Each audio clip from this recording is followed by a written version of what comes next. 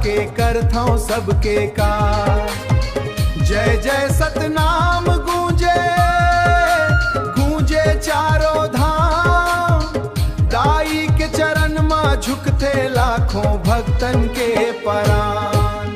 भोर बिहान ले दर्शन बर आवे दूर दूर गाँव, दाई के कृपा मिल जाते भर जाते सबके छाँव।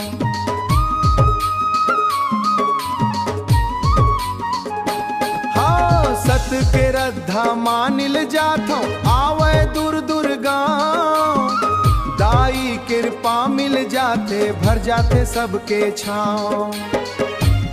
सत के रद्दा देखा था मिट जाते अंधियार, दया माया के गंगा बहते होवत मंगलाचार। जय हो सहोदरा दाई कुटेला धाम मबिरार, सतनाम के जोत जला के करथौं सबके कार।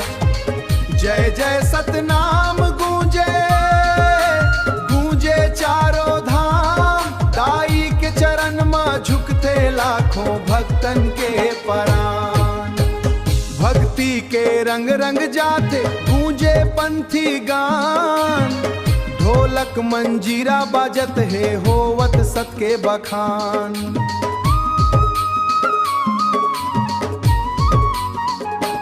हाँ ढोलक में मंजीरा बाजत है होवत सत के बखान, सतनाम के जोत जलत है होवत सत के बखान।